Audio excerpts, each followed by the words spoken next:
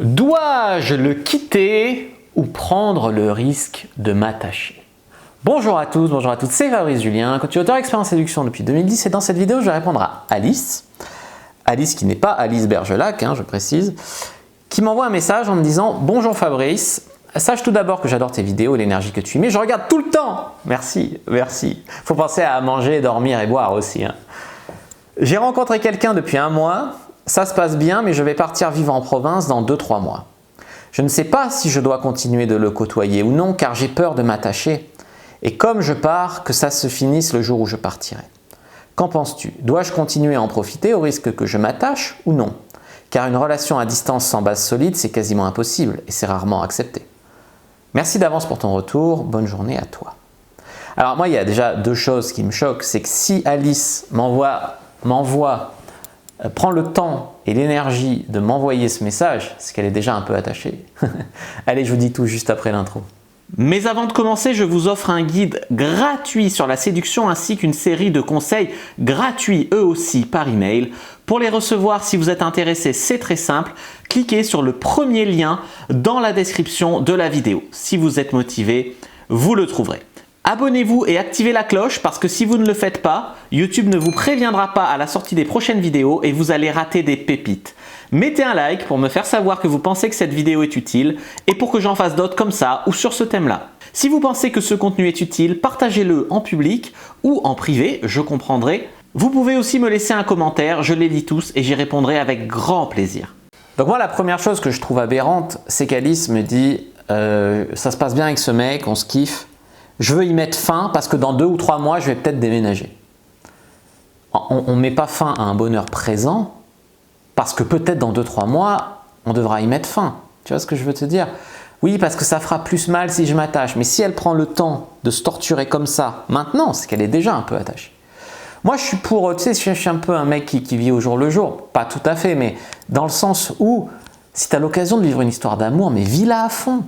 Si ça dure 3 mois, c'est déjà 3 mois de prix. Moi, j'ai vécu des histoires intenses qui ont peut-être duré 4 mois et qu'après, ça m'a fait de la peine, mais j'étais heureux de les vivre. Tu vois, si tu vis rien pour te protéger, autant rien vivre. Ça, c'est la première chose. Pourquoi tu veux mettre fin à une histoire dans l'œuf si tu vis ton bonheur et lui aussi? On ne sait jamais, on peut mourir demain. Si tu meurs dans une semaine, tu te seras fait de la peine maintenant et tu seras mort dans une semaine. Pourquoi tu n'auras pas kiffé une semaine de plus? Ça, c'est quelque chose vraiment que je ne comprends pas. Ensuite, pourquoi elle veut y mettre fin comme ça de manière unilatérale sans en parler avec lui? Si lui aussi, il est dans le même degré d'amour, de bonheur, de machin, il ne peut pas envisager, lui, de déménager ou de venir se voir tous les week-ends ou de machin. Pourquoi mettre fin de manière abrupte et unilatérale à une relation qui a l'air de marcher? Autant souvent, je vous dis de ne pas vous plonger dans des histoires qui ne marchent pas, que ça rame, qu'on se fout de vous, que voilà. Mais autant quand ça marche et que tout le monde est content, c'est là que vous me dites « Ah ben là, je vais y mettre fin ». Alors que quand vous êtes avec un connard qui se fout de votre gueule, vous me dites « Fab, qu'est-ce que je dois faire pour que ça marche avec lui ?» Tu vois, ça va pas quand même. Alors je ne parle pas pour Alice particulièrement, qui ne m'a pas parlé d'un connard, mais dans la vraie vie, tu vois. Elle me répond « On s'est dit qu'on était bien ensemble et qu'on était ensemble et qu'on ne se posait pas de questions. Mais en fait, je me rends compte qu'au fur et à mesure, je peux m'attacher pour rien. » Je ne sais pas pourquoi elle dit pour rien. C'est pas rien, il ne faut pas se dévaloriser. Je voulais en parler, mais je me dis que ça fait que 2-3 semaines. J'ai peur qu'ils se disent que je me pose trop de questions ou que genre je suis trop à fond. Donc t'en es à le larguer pour pas paraître trop à fond parce que tu as peur que si tu parais trop à fond, il te largue. Donc ça va pas. Qu'en penses-tu? Ben voilà ce que j'en pense, ça va pas. Comment puis-je aborder le sujet? Eh bien, lui dire que tu as eu cette proposition donc, de déménager dans 2-3 mois et que savoir dans quel état d'esprit il est. Mais que tu veux pas y mettre fin, que tu veux kiffer 2-3 mois, peut-être se revoir après, peut-être voir si lui peut déménager en province ou si tu peux rester à Paris. Ou j'en sais rien moi, mais il faut en parler là. Parce que je me dis que ça fait peut-être la femme trop acquise, surtout que nous deux, on s'est dit, on vit le truc sans penser au lendemain. Non mais, alors ça c'est les idées à Brenda et Alexandre. Elle est à fond acquise, elle se pose des questions, elle est heureuse. Lui aussi, elle veut le larguer pour pas paraître trop acquise. Elle veut s'empêcher de vivre une belle histoire de peur de paraître trop acquise. Parce qu'il va se passer quoi si tu parais trop acquise? il va se passer quoi? Je veux dire, moi, je te dis clairement, si je rencontre une fille et que je suis à fond sur elle et qu'elle fait la meuf qui n'est pas acquise, mais je me protège, je mets des distances. Que si je rencontre une fille qui me plaît beaucoup et qui me plaît énormément et qu'elle montre qu'elle est aussi séduite et qu'elle est autant à fond que moi, c'est là où je me bats pour elle et que je reste. Donc, ça va pas. Et c'est typiquement quand je critique les autres coachs que vous dites c'est pas pour le plaisir de critiquer. C'est parce que ça fait des embrouilles comme ça. C'est pas possible. Et en plus, il envoie à peine 2-3 messages par jour. C'est énorme de 3 messages par jour. Il y a des filles qui me disent que leur mec, je cite, leur a pas écrit depuis une semaine. Il m'envoie que 2-3 messages par jour. Ça va pas non plus. Alors que quand on se voit, ça se passe super bien. Mais ça me semble peu pour un début. Que ça se passe super bien, ça te semble peu pour un début. Mais non!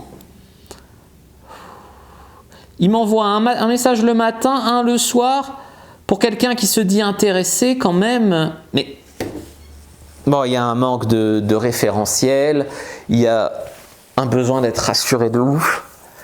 Bon, Alice a un travail à faire sur elle-même, c'est clair.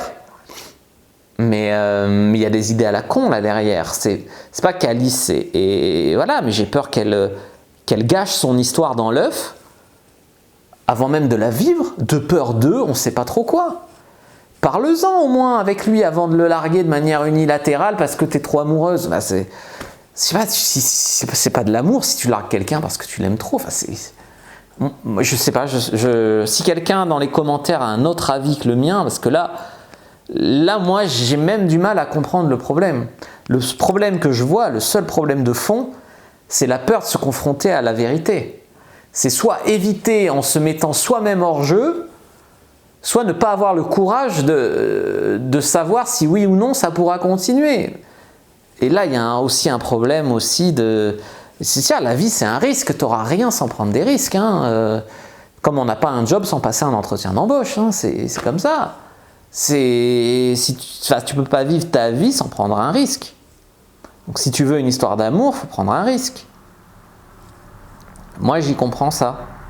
Après, c'est-à-dire que s'il te dit que dans 3 mois, ce sera terminé, ça vous laisse quand même 3 mois de kiff, tu vois. Il ne faut pas mettre fin à l'histoire maintenant. C'est-à-dire que tu vas te faire chier 2 mois dans Paris en attendant de déménager sous prétexte que lui... Enfin, tu vois.